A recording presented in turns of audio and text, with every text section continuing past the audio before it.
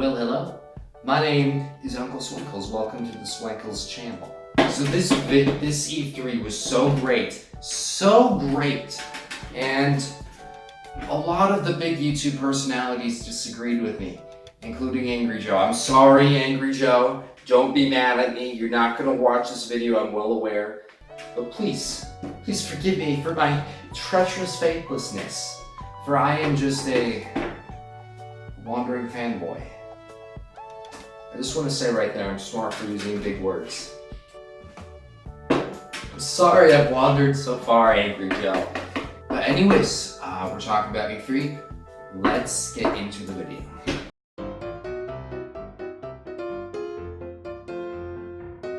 Just want to say again, but anyways, there's a lot of negativity going on the YouTube gaming and tech world right now. And it's not just Angry Joe. Review Tech USA, which is currently my favorite YouTuber, Inside Gaming, and a bunch of other ones. Gosh, putting me on the spot, camera. Gosh.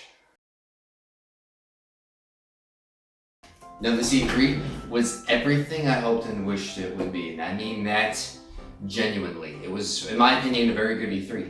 Big thanks to the best company ever, which is Nintendo. I don't know if it's factually the best company ever, but maybe Doritos, the Doritos Corporation, I don't know. EA, the Ubisoft, and another bunch of the other companies I can't think of. Gosh, what's wrong with the camera today? Putting me on the spot all the time.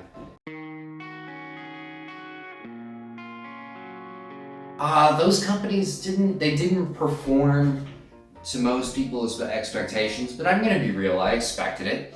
I consider myself, it's just not something, I mean, those companies just aren't, I'm not interested in the Activisions, the EAs of the world right now, if that makes any sense.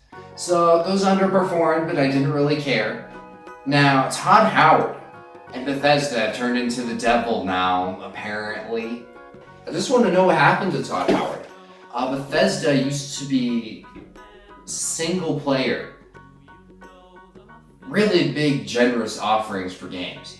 Now it's just they're supporting Fallout 76 more, and they're putting out mobile games at E3. They're one of those people. Don't you guys all have cell phones? Don't you have a cell phone? Don't you want to play their stupid microtransaction gimmicks like this? Like this?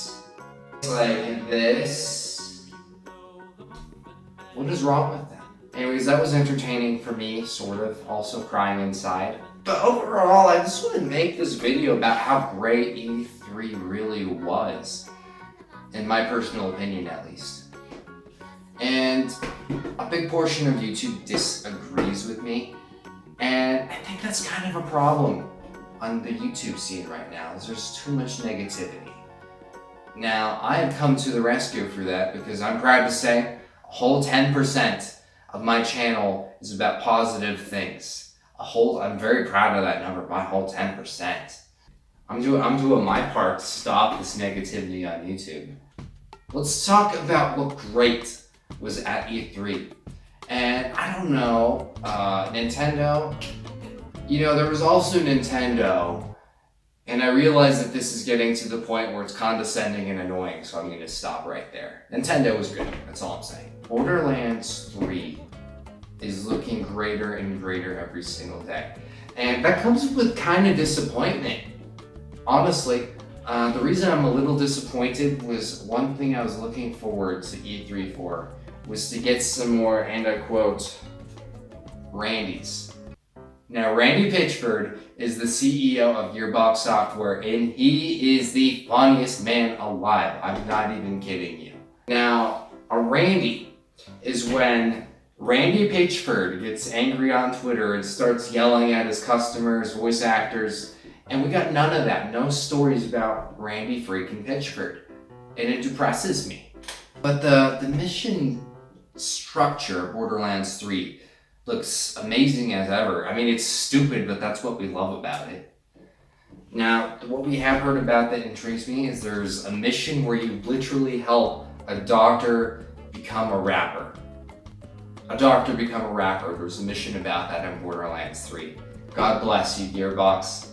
There's also another mission about saving a food stand, a burger stand, because it got from what I've heard, it got kind of destroyed in the events of Borderlands 3, so we're going to try and help someone repair it. And the reward you get for this mission, I swear I speak English, is a gun that shoots cheeseburgers. I'm not even kidding. Now, I don't want to get you guys' hopes up too high, but there have been talks, I heard talks, there might be a gun that shoots jambalaya. Keanu Reeves! I'm gonna be real, I had no idea who Keanu Reeves was until John Wick 3 came out, and then again this Cyberpunk 2077 thing is. A lot of people said that he stole the show.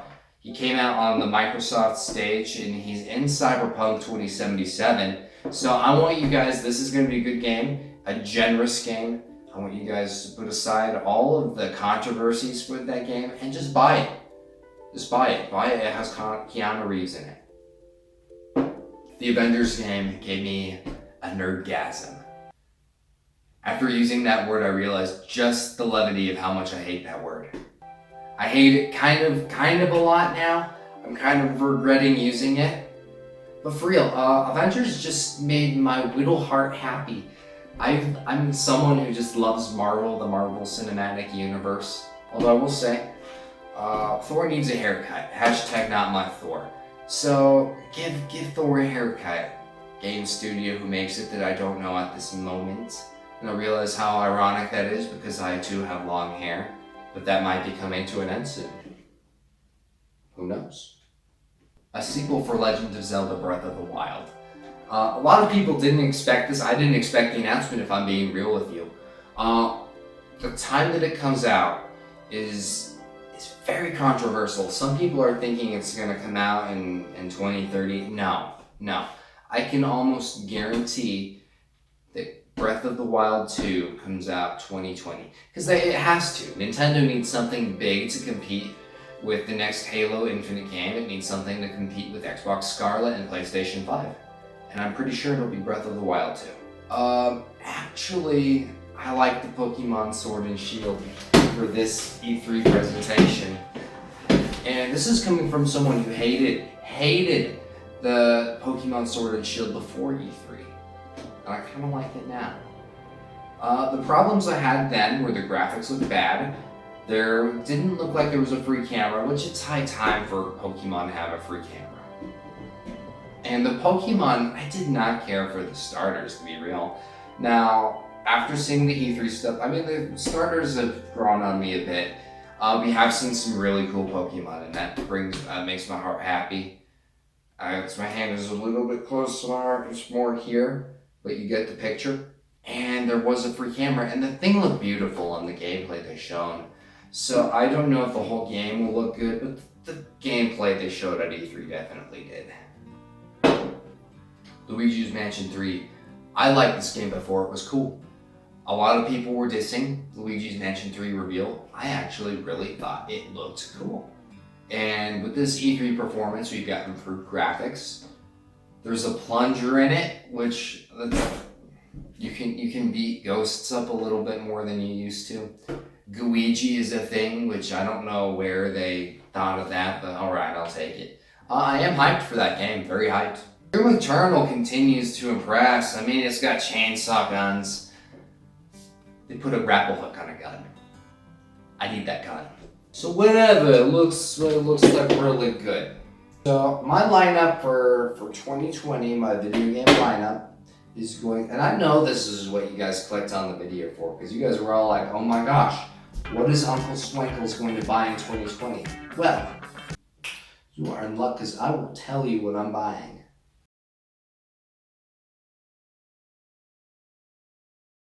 First and foremost, I'm buying Borderlands 3. I'm getting the whole package with the season pass. I'm going to get Mario Maker, because, of course, I'm going to get Mario Maker. Either Luigi's Mansion 3 or Pokemon Sword and Shield. And probably get Doom, maybe at Black Friday. I might get it at release, I just don't know yet. I will get Call of Duty Modern Warfare as well, but I'm pleased to say, if I do get that game, it will be at Black Friday, depending on the deals. Because I used to pay upwards of $100 for Call of Duty every single year. I bought that game blindly. Not this year. This year, I'm getting it for max $40 at Black Friday to get back at that stupid devil incarnate company known as Activision. Fool me once, shame on you. Fool me twice, shame on me.